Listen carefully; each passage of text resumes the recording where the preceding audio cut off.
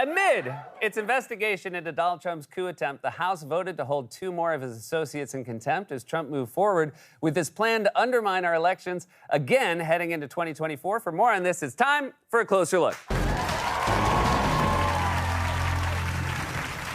Last night, the House took yet another step in its attempt to hold the perpetrators of Trump's attempted coup accountable by voting to hold two more Trump aides in contempt and referring them to the Justice Department for possible indictments. Breaking news. The House now voting moments ago here, just in the last few minutes, to formally hold the two men you see on your screen, Trump aides Peter Navarro and Dan Scavino, in criminal contempt of Congress. This is what Democrats had projected. They did hold together in the final vote. You see here, 220 in favor of contempt, 203 against. And that updates to now 4 former Trump aides who served in the White House here or were otherwise former White House officials at the time of the insurrection. In the case of Bannon, these 4 have all been now held in contempt by the full Congress. One of them has been indicted. Steve Bannon is the only one to face that indictment. Now, Bannon is the only one who's actually been indicted so far, but he is out awaiting trial, which is weird because he already has the complexion of a guy who's gotten a little too much sun in the prison yard. It's also funny that he got busted for coup stuff when he looks more like a dude who got busted for illegally selling reptiles on the Venice Beach boardwalk. What are you looking for, a cobra, a black mamba? I just got a Komodo dragon smuggled in from my guy in Jakarta. So that's 4 Trump associates who have been held in contempt now, along with all the other former Trump cronies who went to jail, for other crimes. At this point, it's easier to list the Trump aides who aren't in legal trouble. Honestly, now that I think of it, I'm stumped. I mean, Trump's under multiple investigation. Michael Cohen already went to jail. Rudy's being sued for like $1 billion. I mean, I don't know, Scaramucci? I mean, last I checked, Scaramucci's in the clear, right? I mean, I guess that's the advantage of only being there for 11 days. It's hard to get in too much trouble during orientation. Okay, your desk is here, the kitchen is there, and do you want to bring down the government with us? You do, great. Oh, hold on, that's the president calling. Yes, I'm with him right now. Okay. All right, I'll tell him. I'm sorry, you're fired. Now, do we all remember the mooch? I mean, by golly, I reckon that was nigh half a score ago. Oh, how things have changed post the mooch. Back then, I was a fresh-faced talk show host with a suit budget. And now I'm so grizzled, Netflix just cast Al Pacino to play me in the film dramatization of You Burnt. I'm burnt, you're burnt, this whole audience is burnt.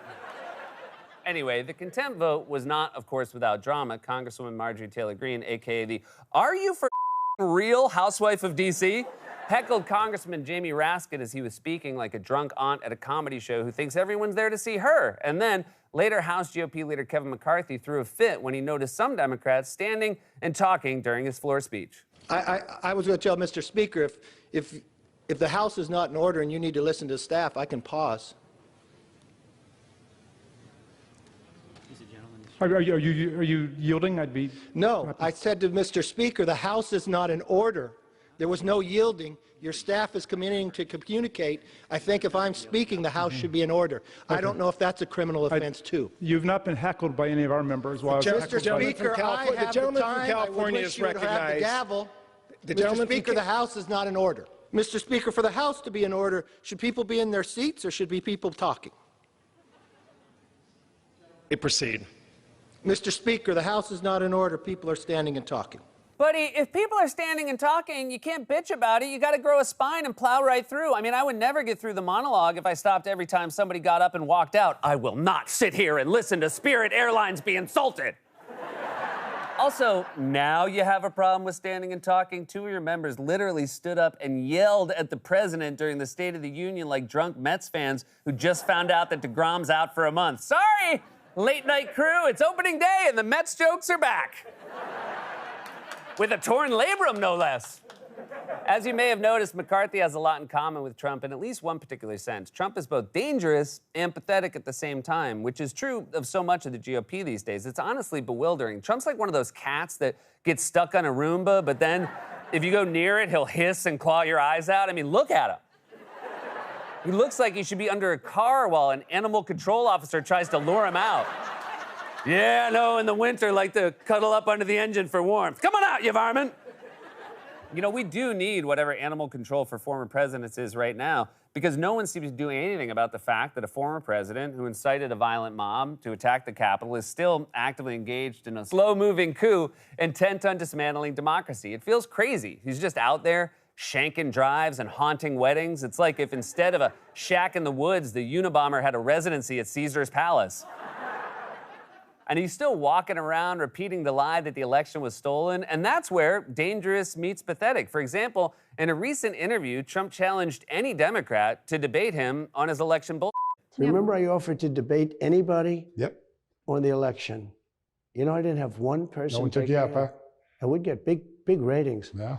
I offered to debate any Democrat politician on the election of 2020. And they didn't because they can't defend it. Yeah, sure, that's why they don't want to debate you. You're like the high school nerd who said, I asked the head cheerleader to prom, but she refused to go because she can't keep up with my scorching dance moves. Thank you, Arthur Murray Dance Studio. I want to make it clear, I was that kid. When other kids passed notes in class that said, do you like me, yes or no, I passed notes that said, do you think Batman could beat the Flash? And by the way, the answer is absolutely yes, because if you know anything about comic books, you know it's official canon that Batman devised a plan for how to incapacitate every member of the Justice League just in case any of them went rogue, but then his plans fell into the hands of Ra's al Ghul, who hacked Batman's computer files, and then Justice League got super pissed, and they almost kicked him out. And I'm so winded from that explanation, I need to use my inhaler. And that was today's edition of A Closer Dork. Where were we? Ah, yes, the insurrection. So Trump says he challenged Democrats to debate him, and no one took him up on it. As we said, it's pathetic. And plus, no one's going to debate you again after watching you in an actual debate.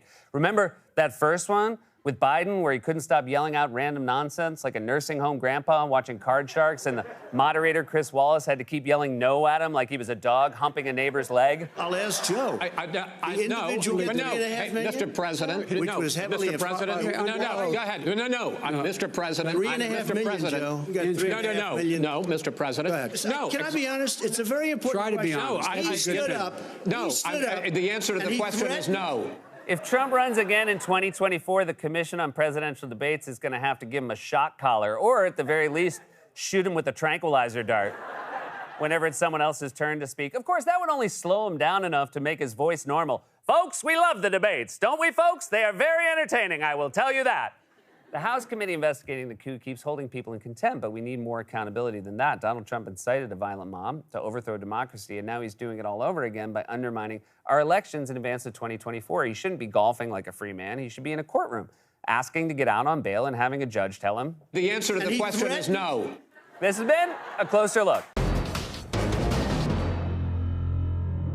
God's Love We Deliver cooks and brings over 2 million meals a year to men, women, and children living with HIV, AIDS, cancer, and other serious illnesses, and they need your help. Now more than ever, if you're watching this online, you can hit the donate button. Stay safe, get vaccinated. We love you.